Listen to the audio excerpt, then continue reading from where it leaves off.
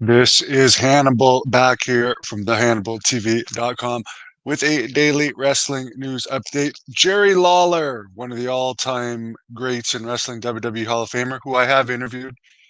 Link is in the description. Very nice guy.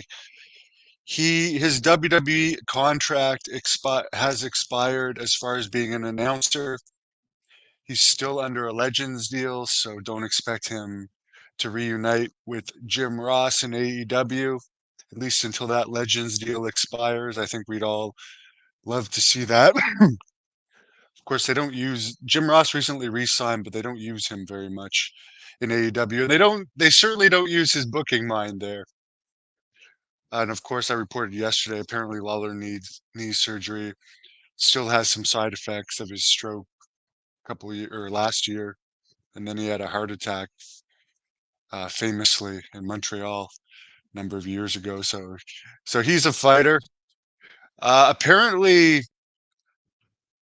the WWE Backlash, although it had a hot crowd in France, I mean, I know John Paz loved the main event, but to me, everybody knows Cody was going to win, so it wasn't that interesting. And of course, Backlash only did 100,000 Google searches, which is according to Dave Meltzer, it's the lowest ever for a WWE pay-per-view. And to put that into perspective, the UFC pay-per-view, UFC 301 over the weekend, which was a fairly unpopular pay-per-view, did 420,000 searches. The Kentucky Derby did 5.5 million searches. So very little interest in Backlash outside of Lyon, France. John Jones says that he actually has a date for his heavyweight title match with Stipe Miocic, but he's waiting for Dana White to make the official announcement. Of course, that's the biggest match UFC could put on at this point, as far as mainstream interest, other than Conor McGregor, who, by the way, if you haven't seen it, I did do a review the other day of the Roadhouse featuring Conor McGregor. And I honestly believe the biggest match you could do in wrestling is The Rock versus Conor McGregor. He played such a great heel in that Roadhouse movie. I truly think The Rock, if you could convince Conor McGregor to do a pro wrestling match against The Rock, I mean that would be amazing. That's my booking opinion. Ric Flair, I mean this only came out in the news today, so I'm guessing Meltzer only saw the Ric Flair Rampage Jackson podcast today, which I watched when it first came out. But Ric Flair was talking about how he believes he had a heart attack in his quote unquote last match in Nashville a few years ago and passed out a few times during the match. I mean, he's still talking up until recent months that he wants to wrestle again, so I don't know why he keeps saying that. He also said after he had a couple Gatorades after thinking he had a heart attack, and then followed it up with a six-pack of beer. So clearly, the guy's an alcoholic, but he's still alive. And I'm not hating on him for that. It's just amazing that the amount of alcohol he's drank over the years, and he's still kicking. Good for him. Apparently, uh, I guess Jose Aldo, his contract is about to expire with UFC. He was the most he had a decision victory over Jonathan Martinez over the weekend at that UFC 301 over the weekend. That was expected to be his last fight, but he says he would like a bantamweight title fight against Sean O'Malley.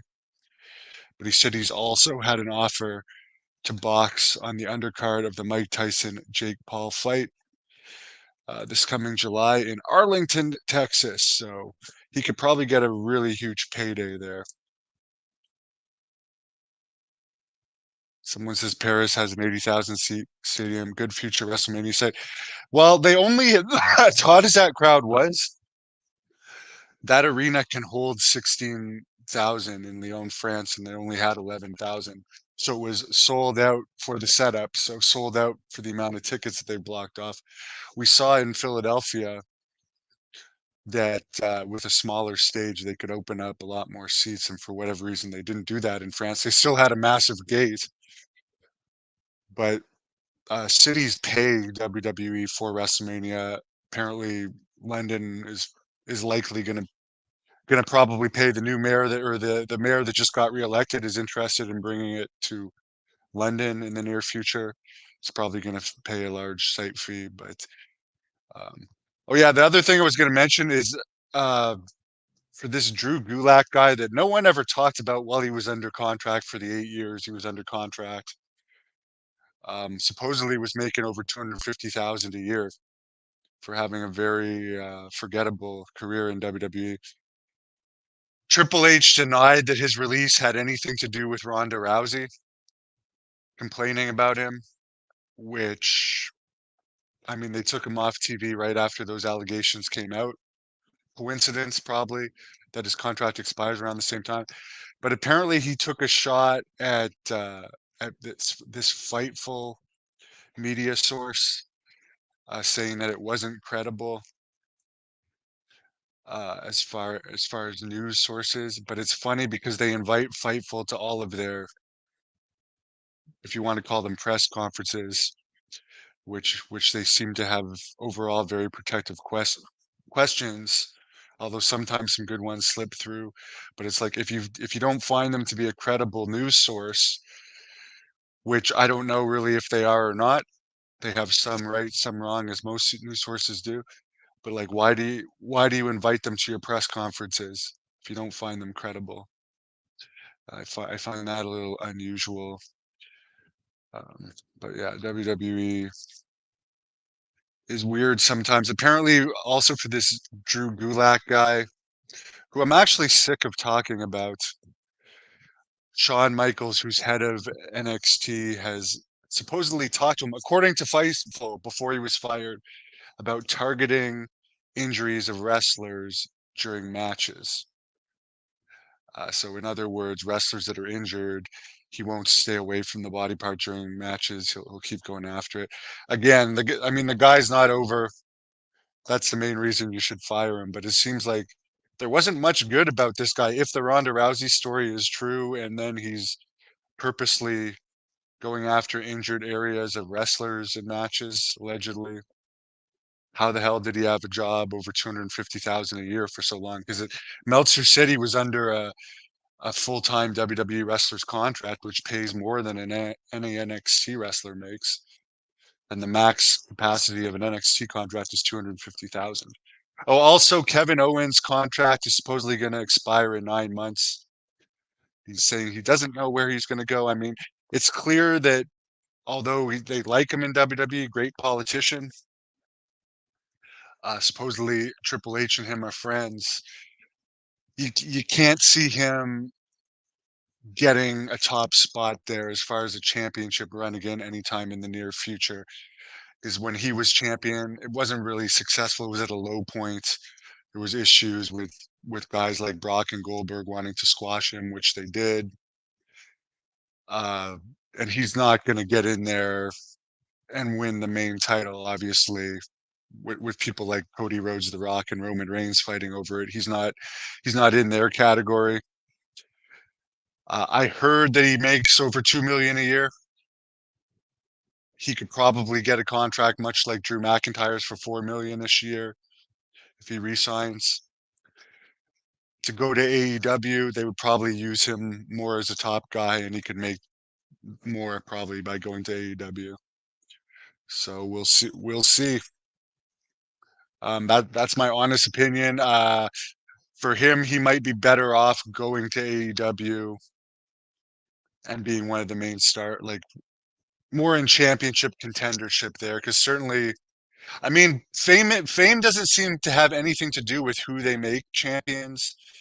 Because it's strange that Samoa Joe, who's an amazing wrestler, but has been, other than in TNA, mostly in the mid card most of his career. And he's a great wrestler. I'm not taking it away from him. I'm just saying he's not on like the Edge or Moxley level. And then they went from Samoa Joe to an even more like wrestler that wouldn't be considered main event. So who knows how far AEW is going to drop in the next 5 months, because they seem to not be any closer to a turnaround. In fact, Jake Hager, I posted a few clips on here yesterday from Dan Severn's Unleashed TV podcast that I have an affiliation with. I forgot that Jake Hager was even in AEW, but he's one of the lost AEW wrestlers. He says he's very happy there. Of course he's happy getting a paycheck, and he's got 2 kids, I think he said, beautiful wife that used to manage him at some point. I mean, I mean, compared to the money he was making to fight in Bellator, to train really hard for, I mean, he's probably enjoying this break, just having to do rare appearances in AEW. But it's like, to me, Jake Hager, who people know from WWE and was actually a former WWE champion, I'm not saying he should be champion, but he's one of the guys they should be featuring more. I mean, as far as I'm concerned, he's more marketable than an Okada or a Will Ospreay, because he's just better known. But he might just ride out his last years in wrestling in AEW, and I wouldn't blame him for that.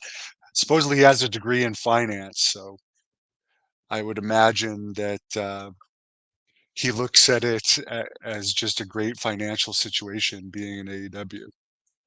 Anyways, guys, please give this video a thumbs up. Heading off to the gym in a couple hours to train for my upcoming match, June 29th in Napanee, Ontario. And of course, the Warlord is going to be coming to Great North Wrestling August 31st in Petawawa, Ontario. But this one is June 29th in Napanee, Ontario. I'm really looking forward to that. Paul Roma will be on the car. DJ Monstrosity is cooking a duck. I've had duck pate before.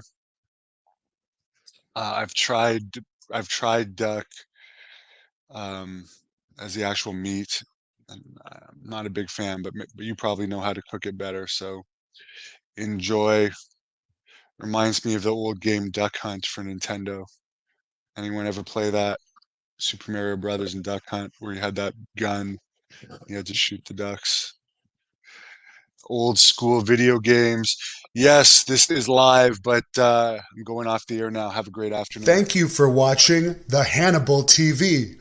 Please help me out and like this video, then click the subscribe and get notifications buttons so you don't miss any of my latest shoot interviews, match videos, or news updates.